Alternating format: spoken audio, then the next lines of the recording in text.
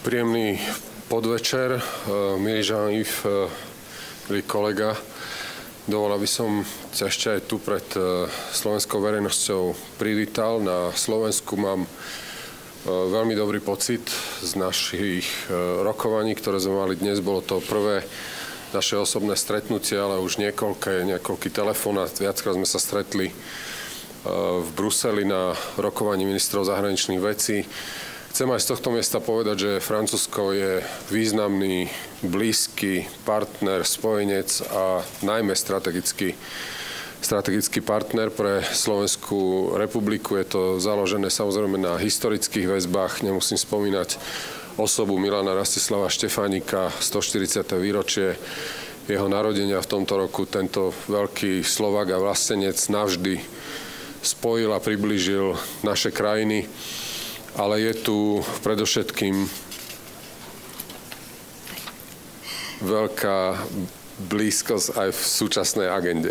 Som sa zabudol. Cher Jean-Yves, chers collègues, je suis tellement heureux de pouvoir t'accueillir ici à Bratislava et ici même au sein de ce ministère. C'était un entretien qui était très, très agréable, qui était plein d'émotions. C'est pas pour la première fois que nous sommes en contact, même si c'est pour la première fois que je te rencontre aujourd'hui. Mais nous avons déjà eu quelques coups de fil dans quelques entretiens téléphoniques et nous nous sommes vus également à Bruxelles, au Conseil des ministres. Et j'aimerais dire que la France est un partenaire primordial pour la Slovaquie.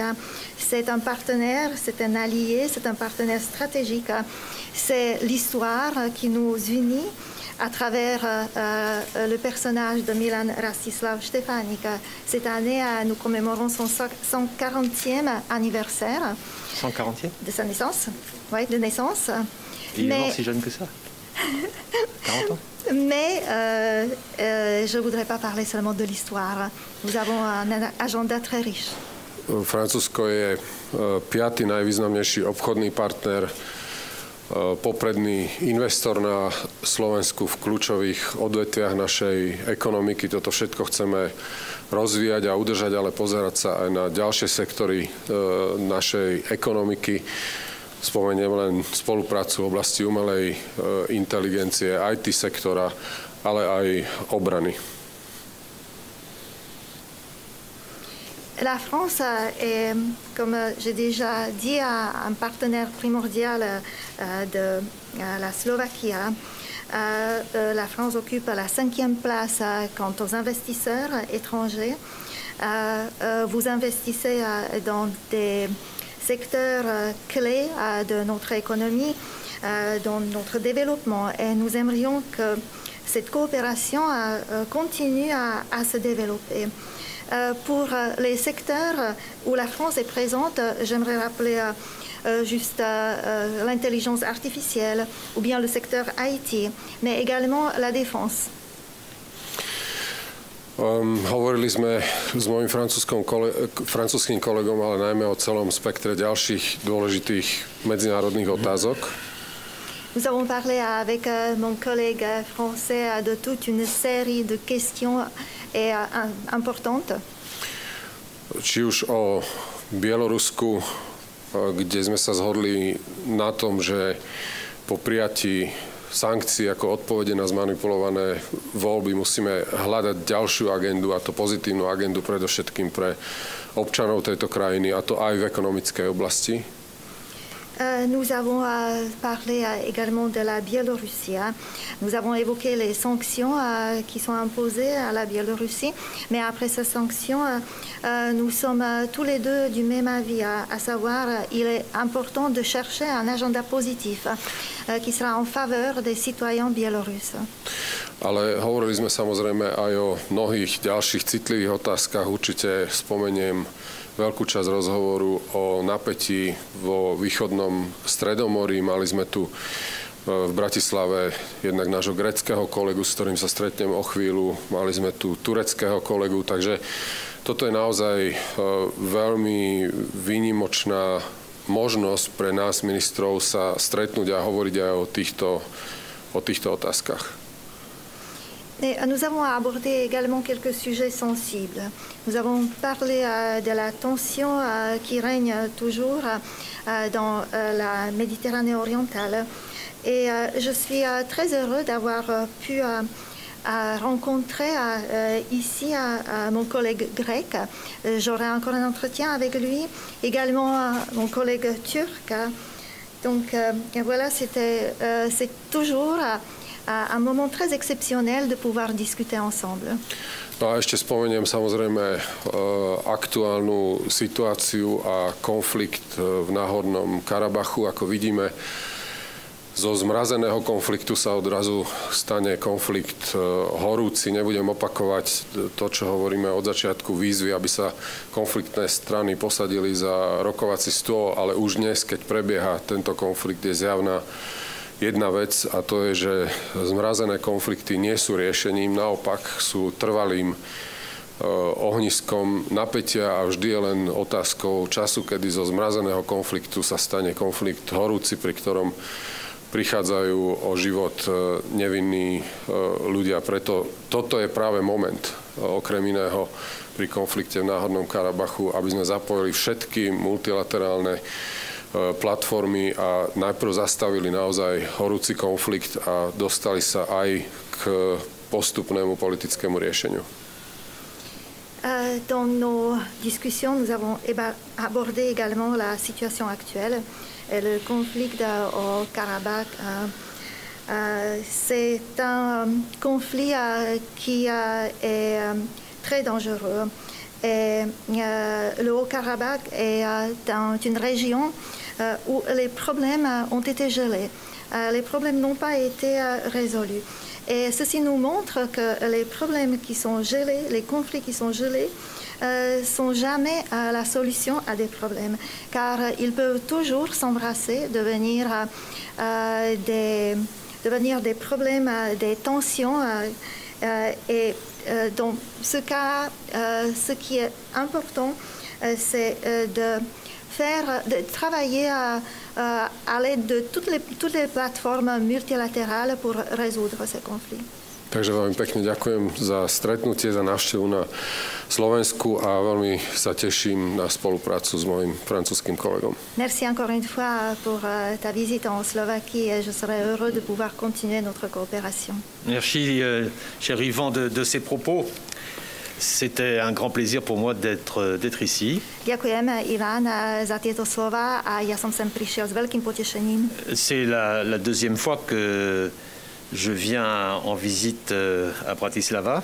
V Bratislave som už druhýkrát. Comme ministre des Affaires étrangères. Ako minister zahraničných vecí. Et l'année dernière, c'était au moment du 100e anniversaire de la mort du général Stefanik. A minulý rok som tu bol na pripomenutí si z tého výročia smrti generála Stefanika. Une manifestation spécifique au lycée français. Vtedy sme boli vo francúzskom gymnáziu, kde bolo pripravená príjemná udalosť. Ce général qui est un peu le symbole de la relation entre la Slovaquie et la France. Na počesť generála Štefánika, ktorý je tak trochu symbolom vzťahov medzi Francúzskom a Slovenskom. Qui est ici une figure considérable. A viem, že generál Štefánik je osobnosť, ktorú všetci poznajú. Et la relation entre la Slovaquie et la France est très bonne. Vzťahy medzi Slovenskom a Francúzskom sú veľmi dobré. Non seulement au niveau culturel, je me rendrai tout à l'heure à l'Institut culturel pour lui rendre visite, mais aussi dans le domaine de l'enseignement et dans le domaine économique. A to nie len v kultúre. O chvíľku pôjdem do Francúzskeho kultúrneho inštitútu, ale viem, že existujú veľmi dobré vzťahy aj pokiaľ ide o vzdelávanie a v iných oblastiach. 400 entreprises françaises ici, dans votre pays, 30 000 emplois. 400 francúzskych podnikov pôsobí na Slovensku. 30 000 pracovných miest, ktoré boli vytvorené. Des secteurs très sensibles, des secteurs aussi très porteurs. Sú to sektory aj veľmi citlivé, ale sektory, ktoré sú ktoré veľmi prosperujú. Y compris la construction de voitures électriques par PSA ici en Slovaquie. Môžeme spomenúť len napríklad elektromobily, ktoré vyrába tu na Slovensku francúzska firma PSA. Nous avons convenu de renforcer cette relation.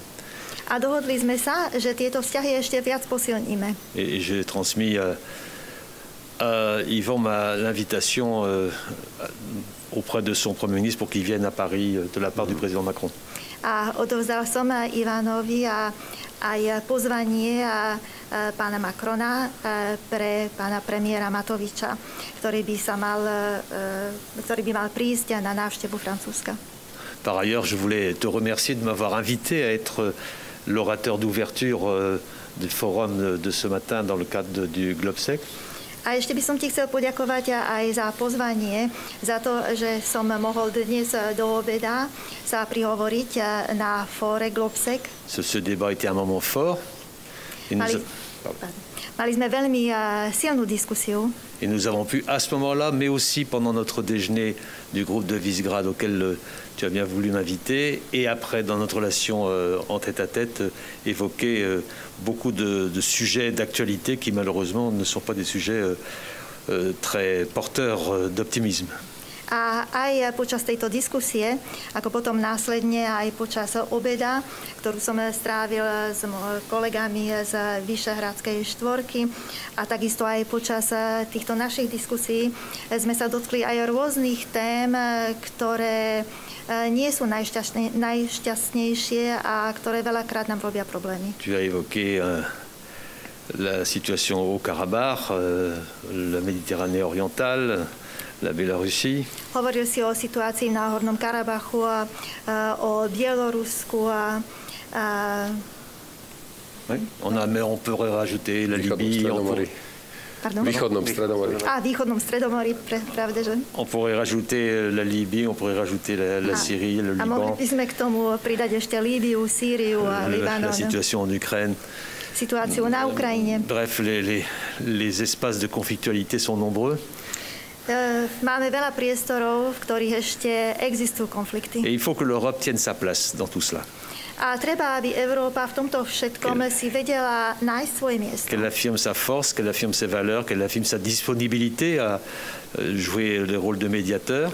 Aby si utvrdila svoju pozíciu, aby potvrdila svoje hodnoty a aby zohrávala úlohu mediátora medzi týmito všetkými. Qu'elle affirme la fermeté quand c'est nécessaire, elle a les moyens de le faire. A aby bola rozhodná, keď je to treba, pretože má k tomu aj svoje prostriedky. Et qu'elle affirme aussi sa volonté de dialogue, parce que seul le dialogue peut permettre de régler des crises de ce type. A takisto treba, aby vedela, potvrdila to, že dialogom sa dajú riešiť krízy. Et donc nous avons sur tous ces sujets une grande convergence de vues que nous avons pu constater ensemble il y a un instant lors de notre tête-à-tête. A pri všetkých týchto témach, keď sme sa rozprávali, tak sme našli naozaj širokú zhodu a takto sme to dnes aj uzavreli. Et merci de ton accueil encore et merci de notre complicité. Ďakujeme ešte raz za tvoje srdečné prijatie a ďakujem aj za naše priateľstvo. Ďakujem pekne. Ďakujem pekne za účasť. Merci beaucoup. Merci beaucoup. Merci beaucoup.